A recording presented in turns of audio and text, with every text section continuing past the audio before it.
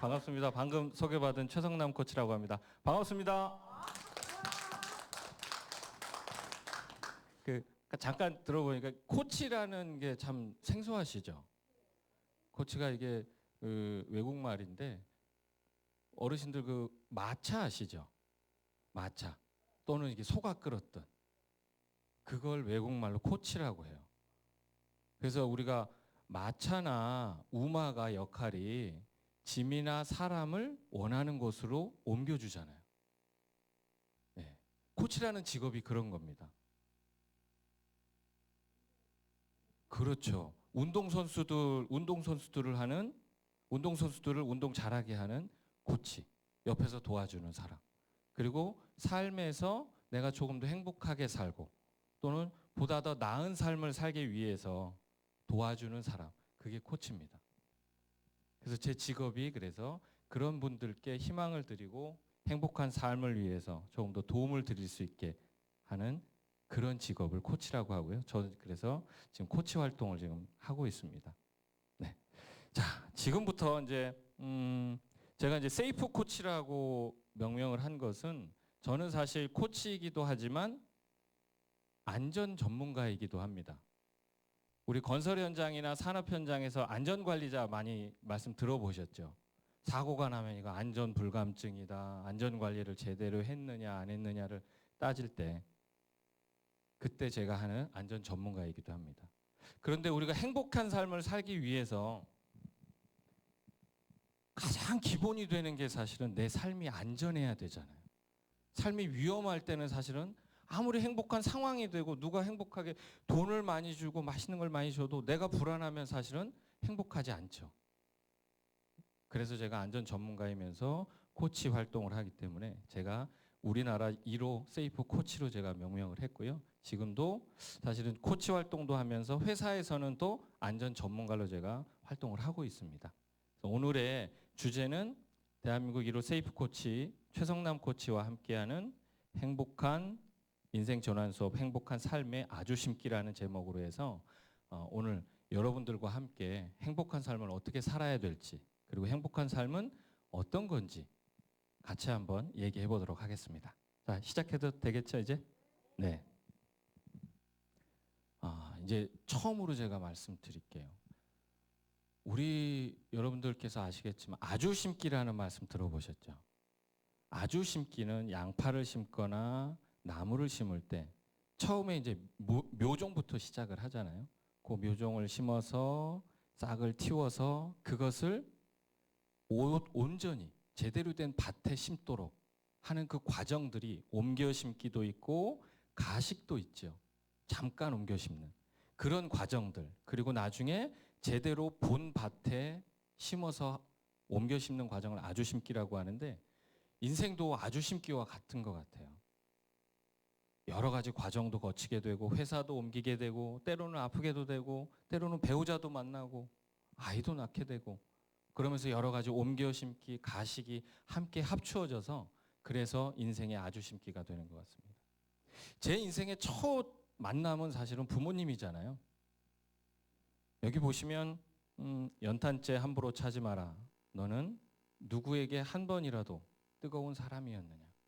사실 제가 처음에 만났던 제 부모님, 저희 아버님은 연탄 가게를 하셨었어요. 그래서 이게 1970년대 제가 태어났는데 70년대 사진을 검색하다 보니까 딱 이 사진이 있더라고요. 그래서 사실 저도 초등학교 때 그 연탄 집게루들 날라보셨죠? 저도 사실 아버님 연탄 지게 그 리어카도 밀어드리고 때로는 초등학교 때 일손이 부족해서 연탄 집게를 들고 사실 연탄 배달도 같이 하고 그랬었어요. 그런 만남이 아버지하고 또 우리 부모님하고 처음 만남이었습니다. 가족 예고를 먼저 시작하도록 하겠습니다. 그래서 제가 서두에 말씀드렸던 5가지 주제 오늘 가족, 회사, 친구, 건강, 나 중에 가족에 대해서 먼저 말씀드릴 텐데 저도 사실 지금 가정을 이루고 있고 아이도 있고 와이프도 있습니다. 그래서 그 제가 겪었던 일 중에 그럼 가족끼리는 어떻게 하면 행복한 삶을 살 수 있을까? 지금부터 말씀드리겠습니다. 가족은 이어령 교수님께서는 이런 말씀을 하셨어요. 가족은 서운한 일이 있어도 한 울타리 안에서 한 핏줄기로 나눈 가족끼리는 모든 것이 애정의 이름으로 용서된다. 즐거운 일이 있으면 같이 즐기고 슬픈 일이 있으면 같이 슬픔을 나눈 것이 가족이다. 그렇죠. 그런데 제가 이제 얼마 전에 책을 쓰기 조금 전에 경험했던 일이었어요. 제 와이프하고 아내하고의 일이었는데 사건이라고 제가 말씀드릴 수도 있을 것 같아요. 제가 지금 결혼 생활 지금 24년 차거든요. 24년 차인데 처음으로 제가 지금 말씀드릴 사건으로 해서 아내하고 3일 동안 제가 말을 안 했어요. 밥은 주더라고요. 네. 3일 동안 말을 안 한 사건이었어요. 뭐였냐면 지금 보시면 여기가 제 방입니다. 제 개인 서재고 여기에서 제가 공부도 하고 글도 쓰고 작업도 합니다. 근데 서재에 가장 중요한 게 이 책입니다. 저한테는. 가지런히 잘 이쁘게 정리되어 있죠. 그만큼 제가 책을 사실 좋아하고 사랑하거든요. 그런데 어느 날 우리 와이프가 저에게 그 얘기를 합니다. 자기야, 이제 겨울 지났으니까 겨울 옷을 정리 한번 하자. 사실 이 서재 구석에는 제 옷장이 있어요. 그리고 우리 와이프가 추구하는 삶은 여러분들 미니멀 라이프라고 들어보셨죠? 최소한의 삶으로 살아가는. 우리 와이프는 미니멀 라이프를 추구합니다. 그래서 때가 지나거나 안 쓰거나 안 입거나 그리고 뭐 새로운 물건을 제가 사거나 하면 반드시 하나는 버려야 됩니다. 근데 이날은 책 얘기를 안 하고 와이프가 자기야 겨울 지났으니까 겨울 옷 안 입는 것 좀 버리자. 이렇게 시작을 했어요. 그래서 저는 겨울 옷 그래 좋아 버리자. 그래서 시작을 했는데 처음에는 옷을 막 꺼내더라고요. 아 이거 입을 거야? 입을 거야? 아니 안 입어. 그건 버리자. 이렇게 정리를 좀 했어요. 근데 시간이 좀 지나고 한 30분 정도 지나니까 와이프가 드디어 이제 본색을 드러내더라고요. 네. 책도 하나 버려보자. 그래서 제가 가만히 있었어요. 그랬더니 책을 막 고르더라고요. 오래 안 본 책. 그걸 꺼내더니 이거 버릴 거야? 근데 사실 저도 그때까지는 이제 좋은 마음으로 그거는 안 보니까 버려도 돼. 버렸어요. 버리자. 또 다른 걸 꺼내더라고요. 건강검진 결과표도 꺼내서 이거 필요해? 아이 그거 필요 없지. 몇 년 지났는데. 이것도 버리자. 알았어. 버리자. 그게 시작이었어요. 그 뒤로 계속 꺼내기 시작하는 겁니다. 책을. 그래서 제가 와이프한테 사실은 좀 화가 났어요. 보시다시피 저는 굉장히 책을 소중하게 생각하는데 제가 소중하게 생각하는 책을 버리자고 해서 제가 화를 버럭 냈어요. 아, 좀 그만 좀 해. 좀 책을 자꾸. 그만! 와이프가 거기서 또 화가 난 거예요. 와이프가 제 말을 듣자마자 갑자기 소리를 버럭 지르더라고요. 됐어 그럼. 나도 안 해. 이러고 나가버리더라고요. 그리고 3일을 말을 안 했어요. 근데 사실 제가 말씀드렸지만 제 직업이 또 코치잖아요. 그러다 보니까 참 마음에 좀 가책도 있고 해서 3일째 밤에 제가 퇴근하고 와이프한테 물었습니다. 자기는 왜 그렇게 화가 난 거였어? 저도 사실 할 때 덜 풀리긴 했지만 그래도 와이프한테 물었어요. 자기는 그때 왜 그렇게 화가 났어? 그랬더니 전혀 생각지 못한 말이 나왔어요. 자기가 나를 무시했잖아. 그래서 저는 내가 뭘 무시해? 당신이 오히려 내가 좋아하는 책을 버리는데 내가 버리지 말자고 했는데 자기가 자꾸 버리자고 해서 당신이 나를 무시한 거잖아. 그랬더니 와이프 다음 말은 뭐였냐면 나는 당신한테 책 한 권만도 못한 사람이라고 그런 느낌이 들었어. 그래서 내가 버리자고 했는데 안 버린 거잖아. 그러면서 자기를 무시했다고 얘기를 하더라고요. 그래서 제가 와이프한테 그 얘기를 했어요. 남자와 여자의 차이에 대해 얘기를 했습니다. 남자는 항상 예전에 남자들은 아주 오래 때부터 사냥을 주로 했잖아요. 사냥을 해서 가족을 부양하고 했기 때문에 남자들은 목표 지향적이다. 나도 마찬가지다. 그런데 그날 사실 당신이 나한테 얘기했던 건 겨울옷을 버리자고 한 거였지 책을 버리자고 시작한 게 아니지 않느냐. 그래서 나는 내 머릿속에는 겨울옷만 있었다. 그런데 당신이 갑자기 책을 얘기를 해서 나도 화가 나고 당황했던 거다. 앞으로는 얘기를 좀 해줬으면 좋겠다. 그래서 제가 생각했던 게 가족 간의 행복한 삶, 가족 간의 멋진 아주 심기를 하기 위해서는 어떻게 해야 되냐 정리를 했더니 이런 생각이 들더라고요. 가족을 이해하고 배려하기 위해서는 가족 구성원의 성격과 상황을 살피고 인정하자. 그리고 원하는 게 있으면 충분히 얘기하자. 그리고 미리 충분히 얘기하자.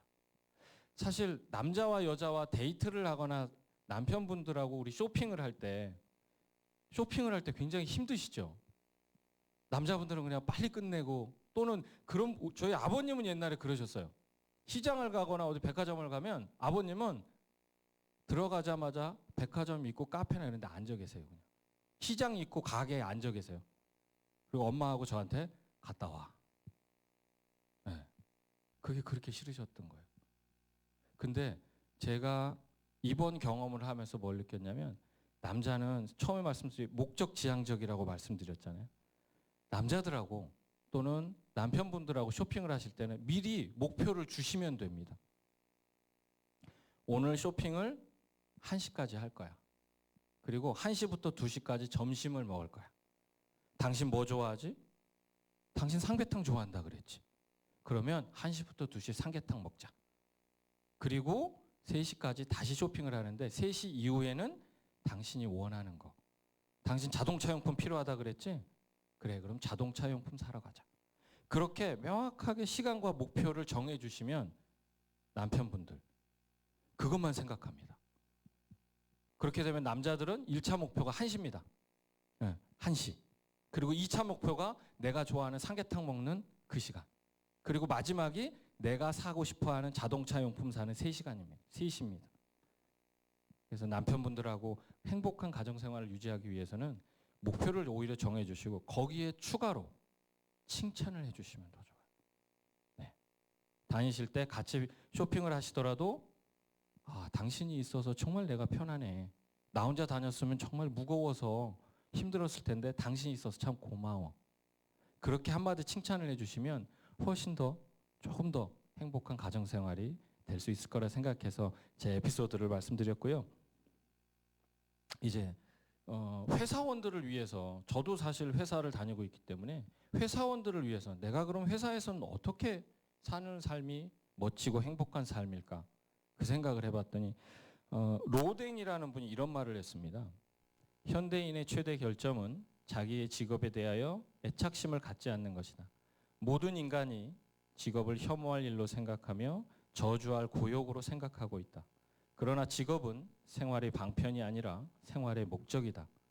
일하는 것이 인생의 가치이며 인생의 환희이며 인생의 행복인 것이다. 사실 일하는 것 자체가 굉장히 소중한 것이라는 거죠.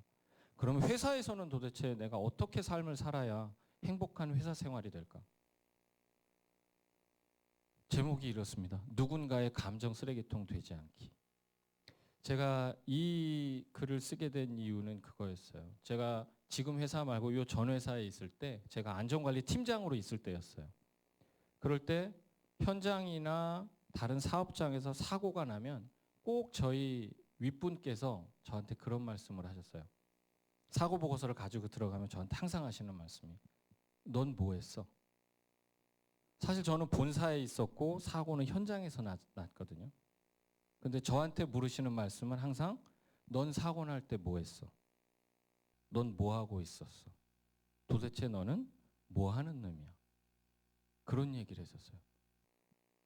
처음에 굉장히 당황을 했어요. 그런데 그게 한 번, 두 번, 여러 번 반복되다 보니까 저도 모르게 사고가 나면 현장에서 사고가 나면 본사에 있었던 사람인데 제가 사고 보고서를 들고 가면서 저희 임원께 죄송하다고 얘기하고 있더라고요. 들어가서 죄송합니다. 사고가 나서 죄송합니다. 그런데 정말 제가 잘못한 걸까요? 정말 제가 잘못한 걸까요? 그건 아니었어요. 저는 그 임원분의 감정 쓰레기통이었던 거예요. 그분은 화가 나고 짜증이 나니까 저한테 화를 내고 좀 심한 욕도 하시고 소리도 지르고 소리도 집어던지고 했었어요. 근데 저는 그걸 오롯이 다 받았었어요. 그래서 그 뒤로 유사한 상황만 되면 저는 무조건 죄송합니다 이러고 머리를 조아리고 잘못했다고 얘기만 했었죠. 그런데 이게 한 2년 정도 진행되고 나서 어느 날 저한테 찾아온 생각이 뭐였냐면 내가 정말 잘못했나? 내가 왜 저 사람의 저런 기분 나쁜 감정을 다 받아야 되지? 그래서 생각했더니 내 주변의 상황을 제가 객관적으로 보지도 않았더라고요. 이게 정말 내 잘못인지 보지도 않았고, 두 번째로 감정이나 생각의 변화도 표현도 제가 하지 않았어요. 그분이 아무리 임원이지만 저한테 사실은 그렇게 과하게 얘기를 하거나 욕을 하거나 서리를 던질 사실 자격은 없거든요. 여러분도 마찬가지십니다. 생활을 하시면서 주변 사람들이 여러분께 던지는 그런 내 잘못이 아닌 일, 눈치 봐야 되고 오히려 내가 잘못했다고, 내 잘못도 아닌데 잘못했다고 할 그럴 만한 의무도 없으시고, 다른 분들은 그렇게 여러분들께 강요할 수도 없습니다. 사실은 그런 자격이 없어요. 왜냐하면 여러분들 자체가 소중한 존재이시기 때문입니다. 그래서 제가 그 뒤로 어떻게 했냐면, 사고가 발생을 하면 제가 사고보고서를 들고 들어갈 때 잘못했다는 말을 안 했어요. 제가 한 2년을 그렇게 살고부터 그 뒤로 들어가서 그냥 사고가 났습니다, 발생했어요, 어떤 사고였습니다, 이렇게만 말씀드렸어요. 그랬더니 그분께서 어느 날 저를 빤히 쳐다보시는 거예요. 그때 어떤 느낌이었냐면 빨리 얘기해라, 잘못했다고. 너 빨리 잘못했다고 얘기해. 그래야 내가 너한테 내 화나고 짜증나는 걸 다 쏟아 부을 거야. 딱 그 표정이었어요. 끝까지 말을 안 했어요. 그냥 서 있었어요. 보고서만 드리고. 근데 정말 희한한 일이 생겼어요. 그렇게 화를 내고 하셨던 분이 오히려 저는 침묵으로 제 감정을 표현한 거거든요. 그랬더니 그분께서 오히려 그래? 됐어, 알았어, 나가봐. 그때 제가 느꼈어요. 제가 비록 그분께 짜증을 내고 똑같이 화를 내고 하지는 않았지만 내가 침묵이라는 것으로 내 감정을 표현했구나. 그랬더니 오히려 그게 그 상황에서 그게 더 제대로 작용을 했던 거죠. 그 뒤로는 저한테 사고가 났을 때 한 번도 화를 내거나 짜증을 내지 않으셨어요. 그래서 주변에 혹시라도 그런 분이 계신다면 여러분들께서 충분히 여러분들의 감정과 여러분들의 상황을 표현하셔야 됩니다. 그래야만 여러분들도 존중받고, 또 제가 세 번째로 글을 썼지만 상대방의 감정이나 생각의 변화도 존중해 주셔야 됩니다. 사실 여러분들도 마찬가지거든요.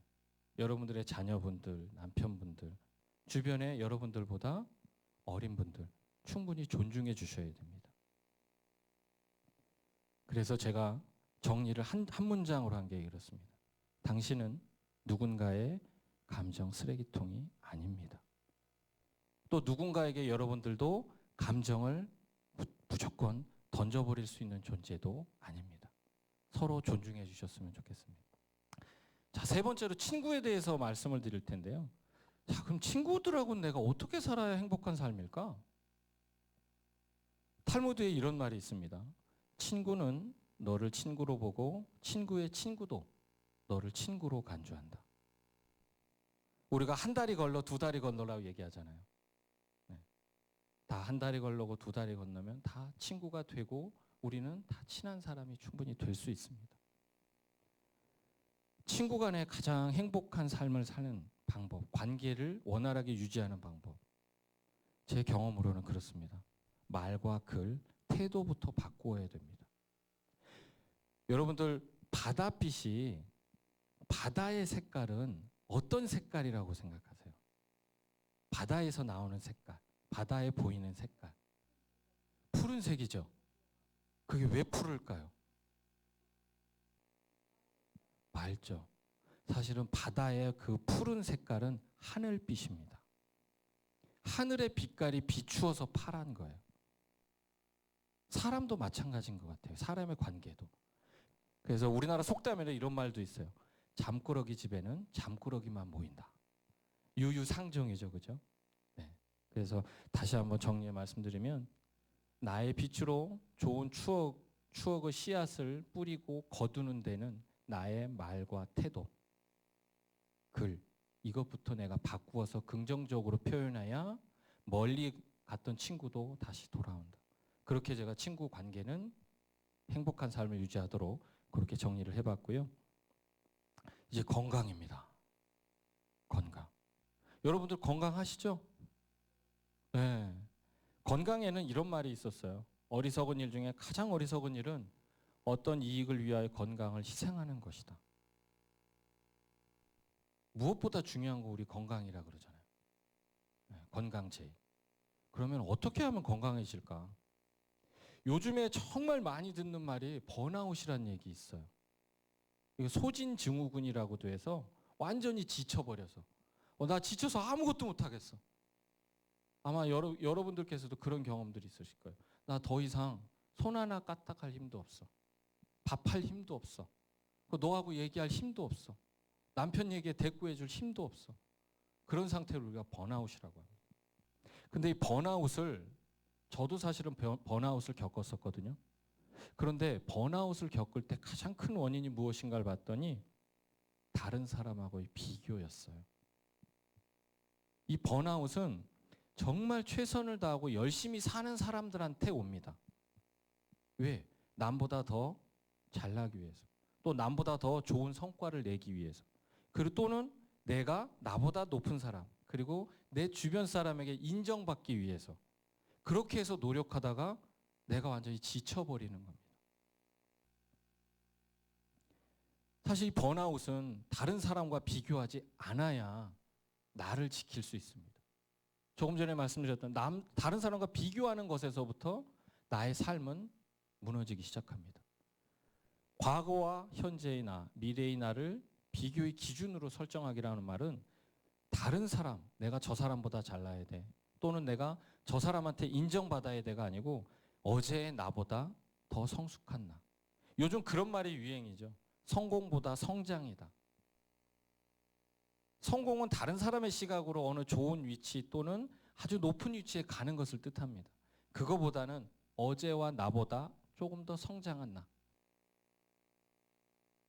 그렇기 때문에 다른 사람과 비교하지 마시고 나와 비교해야 됩니다. 어제보다, 그리고 더 나은 나, 그리고 오늘보다 더 나은 내일의 나. 그리고 번아웃 상태에서 벗어나고 싶다면 아주 작은 일부터 시작해야 됩니다. 계속 지쳤다고 해서 침대에만 누워있고 소파에만 있으면 사실 상황이 좋아질 리가 없잖아요. 뭔가 움직여야 됩니다. 산책을 하든 맛있는 것을 먹든 친구를 만나든. 지쳤다고 하는 사람들에 보면 많은 분들께서 그냥 가만히 계세요. 그러면 절대 아무 일도 일어나지 않습니다. 번아웃에서 개선될 수가 없는 거죠. 그런 상황이었고요. 미국 심리학자 중에 너세니얼 브랜든이라는 사람이 있습니다. 이분은 자존감의 6기둥이라는 책을 쓰셨고 세계적으로 자존감에 대한 대가로 알려져 있어요. 이분께서도 번아웃을 탈출하기 위한, 즉 회복 탄력성에 대한 얘기를 이렇게 하셨어요. 자의식이 높아야 된다. 나를 생각해야 된다. 다른 사람과 비교하면 번아웃에서 벗어나기 힘들다. 실제로 우리나라 설문조사에도 보면 우리나라 직장인의 10의 8명은 번아웃 상태에 있다고 얘기합니다. 나 지쳤어요. 회사에서 아무것도 못하겠어요. 내 개인 삶도 없어요. 그렇게 얘기들을 하고 있습니다. 그리고 OECD 국가 평균으로 보면 우리나라 근로자들의 노동 생산력 자체도 시간당 37달러로 나와 있습니다. 그런데 생산성은 시간당 37달러인데 일하는 수준은 거의 꼴찌 수준이에요. 1년에 2024시간을 일한다고 합니다. 멕시코가 1인당 생산성이 21.6달러인데 2257시간을 일한답니다. 우리나라는 멕시코 다음으로 일을 많이 한답니다. 그리고 가장 일을 적게 하면서도 소득이 높은 나라는 아일랜드죠. 우리 잘 아는 미국도 사실은 1780시간인데 노동 생산성은 우리나라의 거의 배 이상 되죠. 그런 상황입니다. 그러면 도대체 한국 사람들은 얼마나 행복할까? 전 세계 156개국을 대상으로 했을 때 우리가 54위랍니다. OECD 37개 국가들로 했을 때는 31위. 자, 우리나라 사람들이 정말 불행할 건가요? 정말 행복하지 않은 걸까요? 이 수치로 보면? 수치로만 보면 그렇죠. 그런데 과연 이 행복의 기준은 무엇일까요? 사실 다른 나라 사람들은 적게 일하고 돈 많이 벌어. 그러니 행복할 거야. 비교에서 시작하는 겁니다. 비교보다는 어제보다 행복한 나, 어제보다 건강한 나, 어제보다 더 멋있는 삶을 사는 나. 그래야만 오히려 내 행복을 담보해낼 수 있습니다. 사실 행복은 비교에서 절대 오지 않습니다. 비교를 하는 순간 상대적인 박탈감과 상대적인 상실감이 들게 되거든요. 내 주변에 나보다 더 이쁜 사람, 나보다 더 날씬하고 멋있는 사람을 기준으로 살게 되면 쫓아가다가 힘들어서 지칩니다. 다이어트를 하더라도 어제보다 내가 또는 한 달보다 내가 조금 더 달라진 모습을 그걸 기준으로 삼으시는 게 오히려 더 행복감을 높여줄 수 있습니다. 그리고 마지막으로 가장 중요한 나입니다. 사실 5가지 저글링이라고 처음에 말씀드렸고 그 5가지 저글링 중에 회사는 고무공과 같아요. 그래서 사실은 회사를 여러 번 옮기기도 하잖아요. 고무공 튕기면 어떻습니까? 튀어오르죠. 튀어올라요. 깨지지 않습니다. 그런데 가장 깨지기 쉬운 게 바로 나 자신입니다. 가족도 마찬가지고요. 건강도 마찬가지고요. 친구도 마찬가지입니다. 한번 관계 틀어지면 회복하기 힘들죠. 그런데 그 중에 무엇보다도 회복하기 힘든 관계가 바로 나와의 관계입니다. 그래서 제가 마지막으로 나라는 걸 준비를 했었고요. 나라는 주제를 가지고 했을 때 내가 어떻게 행복할까? 우리 그리스 신화에 보면 마이다스라고 있죠. 미다스라고도 얘기합니다. 미다스의 손이란 얘기가 있어요. 이 미다스는 그리스 신화에서 술의 신인 디오니소스라는 신에게 굉장히 탐욕이 있었던 왕이었어요. 미다스는. 디오니소스라는 신에게 디오니소스가 술의 신이라 그랬는데 술이 취해 있는 신에게 이 사람이 소원을 빌게 됩니다. 신이시여, 제가 정말 황금을 많이 갖게 해주세요. 제가 만지는 것이 모두 다 황금이 될 수 있게 저에게 능력을 주십시오. 이렇게 빕니다. 근데 디오니소스가 술에 취해서 그걸 허락을 해버려요. 그래서 이 미다스는 만지는 것마다 다 금이 돼버립니다. 황금이. 안 그래도 탐욕스러운 사람이. 그런데 며칠 가지 않아서 후회를 하게 됩니다. 자기가 음식을 못 먹게 된 거예요.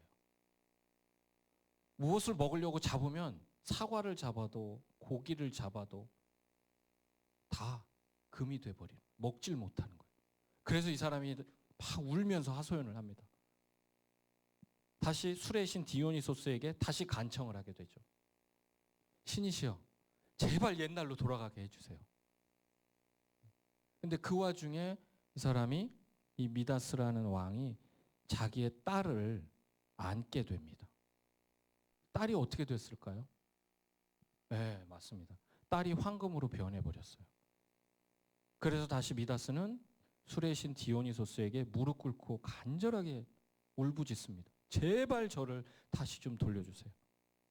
제가 다시는 이런 허망한 꿈 꾸지 않겠습니다. 그래서 디오니소스가 파크톨로스라는 강에, 네가 파크톨로스 강에 들어가서 목욕을 하면 너의 능력이 사라질 것이다. 그래서 본인도 목욕을 하고 이 황금으로 변한 딸도 파크톨로스 강에 데리고 가서 목욕을 시켜서 다시 자신의 딸로 다시 돌아왔다는 일화가 있습니다. 회사 생활을 하고 사회 생활을 하면서 저도 늘 그런 생각을 많이 했었어요. 제 좌우명이 이런 거였습니다. 회사에서는 안 할 일도 없고 못 할 일도 없다. 나에게 주어지는 일은 무조건 다 할 수 있고 또 남들이 못하는 일은 나는 할 수 있다. 그래서 조금 전에 말씀드렸던 건강도 안 좋아졌었어요. 번아웃도 와서 큰 수술도 했었고 그러다 보니까 상당 기간 또 오히려 회사 생활을 못해서 가정 생활이 힘들어지기도 하고 그래서 나를 생각하는 가장 기본적인 말, 그리고 기본적인 태도, 내가 아니면 안 된다는 생각을 버렸으면 좋겠습니다. 그렇게 제가 5가지, 나, 회사, 일, 가정, 친구에 대해서 이 5가지 인생 저글링을 하면서 행복하게 사는 방법을 말씀드렸고요. 자, 지금부터는 그러면 멋있고 행복하게 사는 삶의 조건은 무엇일까? 네. 어떤 것이 멋있고 행복한 삶일까에 대해서 말씀드릴게요. 칼 막스는 이런 말을 합니다. 자기 책에서 인간이란 자기의 운명을 지배하는 자유로운 자를 가리킨다. 자기 스스로 자기의 삶을 책임져야 된다는 말입니다. 즉 나의 삶을 사랑해야 된다. 그럼 나의 삶을 사랑하려면 어떻게 해야 될까요? 내가 겪었던 고난과 어려움을 극복할 수 있도록 긍정적인 힘을 생각하는 것입니다. 그리고 2번째로 내가 내 삶의 책임자임을 되새기고 다짐하는 겁니다. 철학자 니체는 이런 말을 합니다. 운명애라는 말을 하죠. 자신의 운명을 사랑하라. 자신의 운명을 사랑하는 건 어떤 태도냐? 자신의 삶에서 일어나는 고난과 어려움까지도 받아들이는 적극적인 삶의 태도로 부정적인 것도 긍정적으로 같이 전환해서 자신의 삶을 긍정하고 그에 대한 책임을 요구한다. 스스로 내 삶에 책임을 지란 얘기입니다. 여러분들 김연자 씨 좋아하시죠? 김연자 씨 아모르 파티. 아모르 파티의 뜻이 바로 이겁니다. 나의 운명을 사랑하라. 그래서 제가 BTS 노래도 사실 좋아하지만 김연자 씨의 아모르 파티 구절 중에 이 구절을 가장 좋아합니다. 산다는 건 다 그런 거지. 누구나 빈손으로 와. 오늘보다 더 나은 내일이면 돼. 인생은 지금이야. 과거를 탓한들, 그리고 손에 잡히지 않는 미래, 허황된 미래만 꿈꾼들, 우리가 행복할 수 없습니다. 우리가 지금 행복한 건 지금입니다. 지금의 나에 충실하고 나의 삶의 긍정적인 태도로 내 삶에 책임을 지는 겁니다. 반드시 여기 보시면 나의 운명을 사랑하며 반드시 죽는다는 사실을 기억하고 지금 하고 있는 일에 최선을 다하며 사는 사람의 삶은 진정 행복한 삶일 것이다. 메멘토 모리라는 말이 있습니다. 이 말은 예전 로마 시대 때 장군들이 다른 나라를 지배하고 전쟁에서 승리하고 와서 로마 시내를 이제 영화에도 보면 말을 타고 군인들을 뒤에 따르게 하고 행진을 하잖아요. 행진을 할 때 로마 황제가 시켜서 노예가, 가장 낮은 계급인 노예가 그 장군 뒤에 따라가면서 저걸 외치게 됩니다. 막 개선을 해서 나 승리했다고 손을 흔드는 사람한테 노예가 뒤에 따라가면서 메멘토 모리, 메멘토 모리, 메멘토 모리 이런 얘기를 하게 됩니다. 그 뜻이 뭐냐면 당신은 반드시 죽는다는 걸 기억해라. 그 얘기는 겸손해라. 그리고 지금 너 삶을 다시 돌아봐라. 그 말입니다. 그래서 제가 정리한 그리고 제가 생각하는 멋진 삶의 조건은 바로 다시 한번 말씀드리겠지만 이겁니다. 나의 운명을 사랑하고 반드시 죽는다는 사실을 기억하며 지금 하고 있는 일에 최선을 다하게 그렇게 사는 삶. 그것이 바로 행복하고 멋진 삶의 조건이라고 생각합니다. 오늘 제가 50분 동안 말씀드렸던 내용이 나와의 소통에 관한 내용이었습니다. 번아웃에 빠졌고 삶이 힘들다고 해서 그대로 지쳐서 있기만 하면 아무것도 일어나지 않습니다. 내 삶의 행복한 아주심기도 일어나지 않습니다. 가능하지 않습니다. 그래서 나와의 소통을 시작으로 나의 상태와 그리고 나의 상황을 유연하게 보시고 그리고 그 상황에 맞추어서 실행을 하시는 것이 바로 행복한 삶의 아주심기라고 생각을 합니다. 이 당부 말씀과 함께 제가 강의를 마치도록 하겠습니다. 오랜 시간 고맙습니다.